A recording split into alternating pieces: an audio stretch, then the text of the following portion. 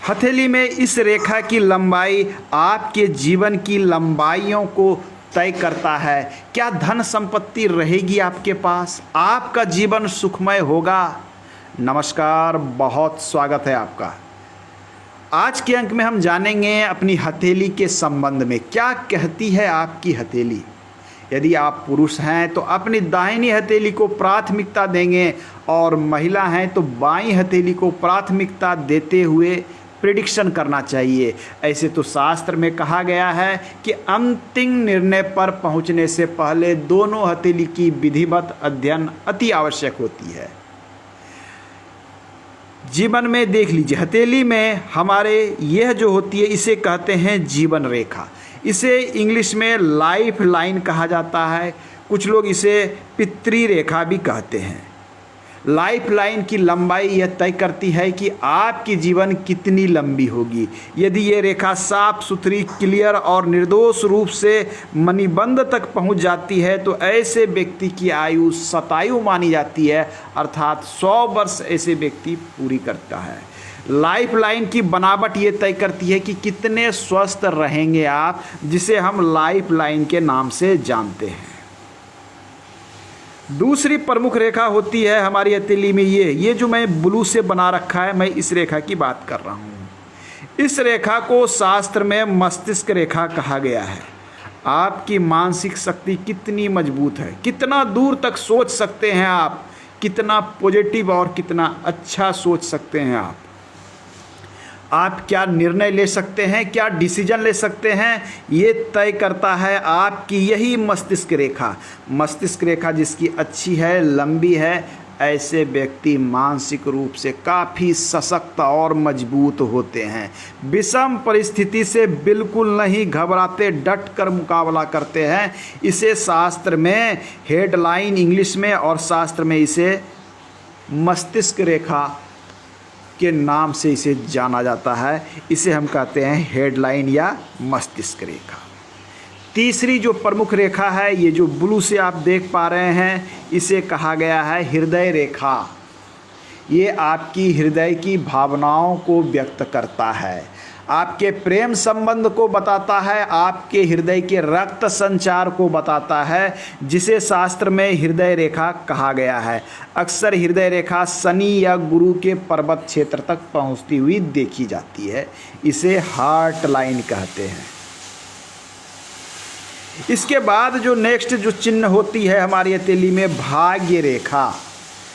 ये जो आप देख पा रहे हैं मिडिल फिंगर, बीच वाली उंगली के नीचे जो रेखा पहुंचती है, चाहे वो रेखा चंद्र से निकले या फिर लाइफ लाइन से निकले या फिर हथेली के किसी भाग से निकले, ये पहुंचती जो शनि पर है मध्यमा उंगली के नीचे, उसे हम भाग्य रेखा कहते हैं। शनि को कर्म का क्षेत्र भी कहते हैं।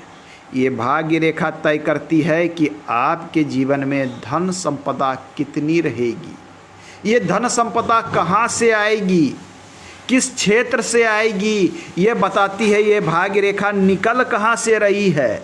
भाग्य रेखा की अंतिम यात्रा शनि होती है, ये शनि तक ही पहुँचता है। यदि ये चंद्र से निकलता है तो व्यक्ति का भाग्य दूर में कहीं टिका है, दूर का धन आएगा, ससुराल का धन आएगा, स्त्री पक्ष से धन आएगा, यह निरूपित करता है। भाग्य रेखा शुक्र से निकला है, भाग्य रेखा लाइफ लाइन से निकली है या फिर भाग्य रेखा राहु से निकली है, ये जहाँ से निकलती है उस पर निर्भर करता है कि आपको धन के आगमन कहाँ से होने वाले हैं। ये है हमारी लक लाइन, ये भाग्य रेखा। नेक्स्ट जो हमारी महत्वपूर्ण रेखा है जिसे सन लाइन या सूर्य रेखा कहते हैं, वो रेखा ये है। यह रेखा आपको लंबी बहुत कम हथेली में दिखेगी। यदि ये रेखा लंबी, स्पष्ट, क्लियर है, ऐसे व्यक्ति बहुत बड़े और ऊंचे पद पर पहुंचने वाले होते हैं। सूर्य रेखा की लंबाई आपके जीवन की ऊंचाइयों को तय करता है। आपका नाम कितना फैलेगा वो सूर्य रेखा की लंबाई तय करती है। सूर्य रेखा यदि छोटी हो, अक्सर 99% हथेली में ये सूर्य रेखा इतनी छोटी ही मिलती है केवल 1% हथेली में सूर्य रेखा लंबी होती है। सूर्य रेखा सरकार द्वारा लाभ, सरकारी नौकरी, शिक्षा, एजुकेशन, प्रतिष्ठा, नाम इत्यादि को जोड़कर देखा जाता है। नेक्स्ट जो हमारी रेखा है विवाह रेखा। विवाह रेखा हमारी बुद्ध पर्वत पर ये जो छोटी छोटी आप रेखाएं देखते हैं, इसे शास्त्र में विवाह रेखा या प्रणय की रेखाएं भी कही गई है। आपका कितना विवाह होगा, कितने प्रेम संबंध होंगे, कितने बच्चे होंगे, कब विवाह होगा और विवाह के बाद वैवाहिक जीवन कैसा होगा, आपकी विवाह रेखा की बनावट तय करती है। इसे मैरिज लाइन या विवाह रेखा भी कहते हैं। नेक्स्ट हथेली के चिन्ह को जाने, राहु रेखा। अक्सर लोगों को राहु का नाम सुनते ही डर लग जाता है, मन में भय आ जाता है, न जाने राहु क्या नुकसान कर देगा। अब वास्तविकता है कि जिनकी हथेली में राहु रेखा की संख्या जितनी अधिक होती है, व्यक्ति जीवन भर परेशान सा रहता है। ये लाइफ लाइन के अंदर से निकलने वाली ये जो रेखा देख पा रहे हैं, इसे शास्त्र में राहु रेखा कहा गया है। ये रेखा जितनी अधिक संख्या में और जितनी मजबूत होगी, जीवन में समस्या उतनी ही बड़ी और मजबूत होगी। इसकी संख्या यदि बहुत अधिक है तो ऐसा व्यक्ति एक उलझन से निकलता है, सुलझते ही दूसरी उलझन शुरू हो जाती है। नेक्स्ट हम बात करें यात्रा रेखा। चंद्र क्षेत्र पर पाए जाने वाले इस रेखा को यात्रा रेखा कहा जाता है। ये हमारे दूर देश की यात्रा, विदेश में बसना, बाहर रह के कार्य करने को निरूपित करता है।